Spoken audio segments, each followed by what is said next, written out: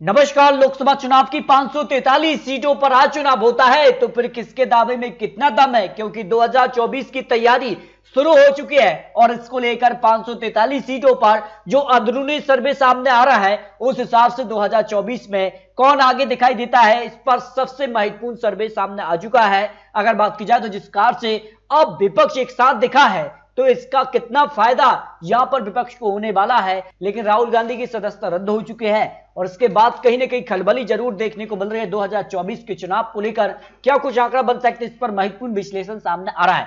543 सीटों में से अगर बात की जाए तो बिहार की 40 लोकसभा सीटें आती हैं और बिहार में बड़ा उलटफेर देखने को मिला, जहां बीजेपी नीतीश प्लस गठबंधन जो है वो अलग हो चुके हैं। अब आरजेडी और जेडीयू और कांग्रेस मिलकर बिहार में सरकार में है। ऐसे में अब बीजेपी क्या जो उनका नुकसान है उसकी भरपाई कर पाएगी? इस पर 40 सीटों में से 20 सीटों पर बीजेपी को जीत की संभावना दिखाई दे रही है। जेडीयू को 10, आरजेडी को यहां 9 सीट, 1 सीट कांग्रेस के पक्ष में जा सकती है।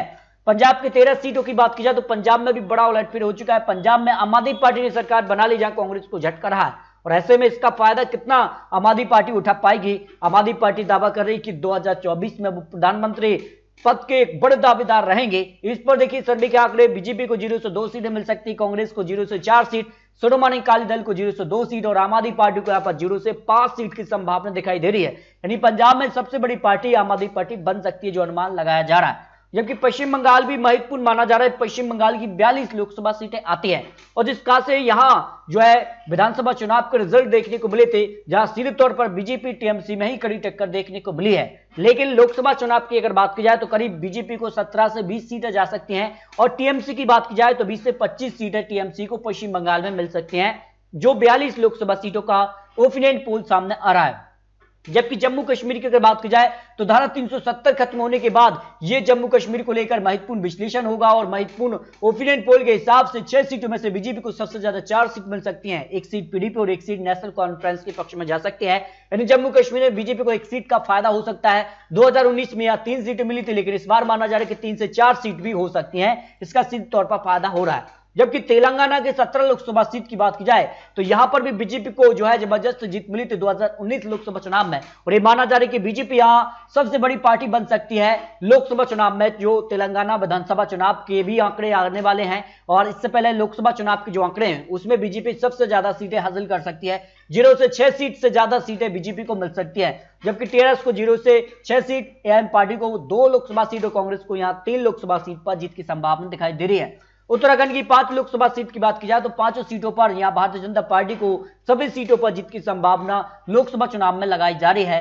हरियाणा की 10 लोकसभा सीट में से बीजेपी को यहां पर 0 से 6 सीट, कांग्रेस को 0 से 4 लोकसभा सीट की संभावना यहां दिखाई दे रही है। जबकि केरल की 20 लोकसभा सीट की बात की जाए तो बीजेपी यहां पर 0 से 1 सीट यानी 0 भी रह सकती है बीजेपी के, जबकि कांग्रेस को यहां सबसे ज्यादा सीटें मिल सकती है। कांग्रेस को यहां पर 10 से 15 सीट यहां पर मिलने का अनुमान केरल को लेकर लगाया जा रहा है। एलडीएफ को यहां पर 0 से 9 सीट की संभावना यहां दिखाई दे रही है। यूडीएफ और यहां पर बात की जाए तो किस कार का गठबंधन होता है, यह काफी महत्वपूर्ण माना जा रहा है केरल में। लेकिन केरल में सबसे ज्यादा सीटें कांग्रेस को मिल सकती हैं। जबकि मेघालय की 2 लोकसभा सीट की बात की जाए तो बीजेपी जो गठबंधन के तौर पर यहां विधानसभा चुनाव में है, उस गठबंधन को यहां पर 0 से 2 सीट मिल सकती है। कांग्रेस भी यहां पर कड़ी टक्कर दे सकती है। तो मेघालय में बीजेपी गठबंधन प्लस कांग्रेस गठबंधन के बीच कड़ी टक्कर देखने को मिल सकती है। जबकि दिल्ली की 7 लोकसभा सीट की बात की जाए तो दिल्ली की 7 सीटों में से बीजेपी को यहां पर 0 से 6 सीट मिल सकती हैं। 1 सीट आम आदमी पार्टी के पक्ष में भी जा सकती है, जो अनुमान लगाया जा रहा है। दिल्ली की 7 लोकसभा सीटों पर जो है चुनाव काफी महत्वपूर्ण माने जा रहे हैं। यहां पर कांटे की टक्कर देखने को मिल सकती है, क्योंकि दिल्ली के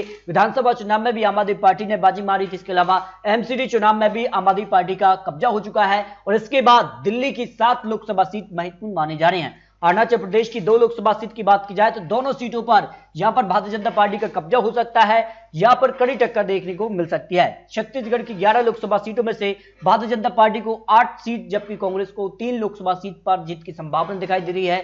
गुजरात की 26 सीटों की अगर बात की जाए तो सभी 26 सीटों पर भारतीय जनता पार्टी का पलड़ा भारी नजर आ रहा है। जिस कहा से विधानसभा चुनाव में भी बंपर जीत मिली थी, उसका फायदा लोकसभा चुनाव में भी मिल सकता है। यानी बीजेपी यहां पर सबसे ज्यादा सीटें हासिल कर सकती है।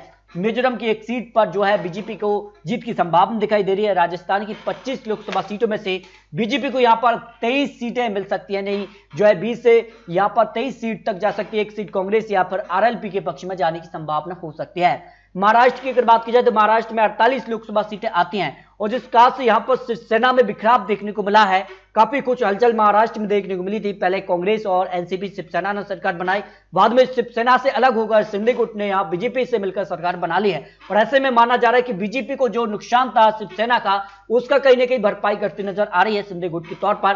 तो ये माना जा रहा है कि बीजेपी को यहाँ पर करीब 30 से 35 सीटें मिल सकती है, जबकि कांग्रेस को 0 से 5 सीट, एनसीपी को 0 से 8 सीट और शिवसेना जो कि अब यहाँ पर काफी टूट चुकी है, उद्धव गुट को यहाँ पर 0 से 4 सीट ही मिलने की संभावना लगाई जा रही है।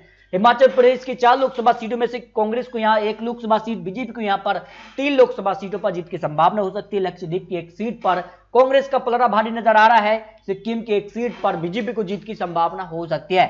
गोवा की 2 लोकसभा सीट की बात की जाए तो यहां पर बीजेपी और कांग्रेस में एक कड़ी टक्कर देखने को मिल सकती है। दोनों सीटों पर भारतीय जनता पार्टी का पलड़ा भारी नजर आ रहा है, जो अनुमान लगाया जा रहा है। जबकि त्रिपुरा की बात की जाए तो त्रिपुरा में बीजेपी ने यहां पर बहुमत का आंकड़ा अपने दम पर हासिल किया था हाल ही में जो विधानसभा चुनाव हुए हैं। और ऐसे में माना जा रहा है कि यहां पर लोकसभा चुनाव में भी बीजेपी को दोनों लोकसभा सीटों पर जीत की संभावना हो सकती है।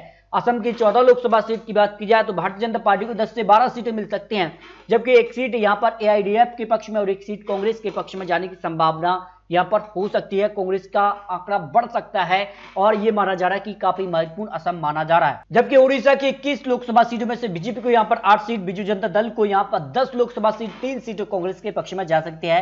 अंडमान निकोबार की 1 सीट पर बीजेपी का पलड़ा भारी नजर आ रहा है। मणिपुर की 2 लोकसभा सीट की बात की जाए, 1 सीट बीजेपी और 1 सीट यहां कांग्रेस के पक्ष में जाने की संभावना दिखाई दे रही है। आंध्र प्रदेश की 25 लोकसभा सीट सबसे महत्वपूर्ण मानी जा रही है और यहां पर बीजेपी को करीब 5 से 8 लोकसभा सीट मिल सकती हैं। वाईएसआर को 10 लोकसभा सीट, टीडीपी को 3 और कांग्रेस को यहां पर 4 लोकसभा सीटों पर जीत की संभावना दिखाई दे रही है। तमिलनाडु की 39 लोकसभा सीट में से बात की जाए तो बीजेपी को यहां पर 3 सीट और यहां पर बात की जाए तो गठबंधन काफी महत्वपूर्ण माने जाते हैं। यहां पर कांग्रेस गठबंधन डीएमके के साथ होता है और बीजेपी के साथ एआईडीएमके के पक्ष में यह आंकड़ा जा सकता है। तो यह माना जा रहा है कि यहां पर तमिलनाडु में डीएमके कांग्रेस का यहां पर जो गठबंधन है वो यहां पर महत्वपूर्ण माना जा रहा है और उसके पक्ष में आंकड़ा जा सकता है, जो 2024 लोकसभा चुनाव पर आंकड़ा बन रहा है। उत्तर प्रदेश सबसे महत्वपूर्ण माना जाता है और यह माना जाता है कि केंद्र को रास्ता उत्तर प्रदेश से ही होकर ही जाता है। और यह माना जा रहा है कि उत्तर प्रदेश में भारतीय जनता पार्टी ने जिस कहा से विधानसभा चुनाव में भी बहुमत का आंकड़ा एक बड़े मार्जिन से हासिल किया था,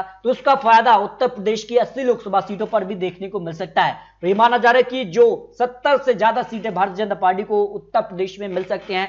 समाजवादी पार्टी को 0 से 7 सीट, बीएसपी को 0 से 2 सीट, 1 सीट कांग्रेस के पक्ष में भी जा सकती है, जो यहां पर माना जा रहा है। लेकिन यहां पर भारतीय जनता पार्टी का दावा है कि सभी 80 सीटों पर वो जीत हासिल कर पाएंगे, तो ये तो आने वाला वक्त ही बताएगा। इसके अलावा चंडीगढ़ की 1 लोकसभा सीट पर भारतीय जनता पार्टी का कब्जा हो सकता है।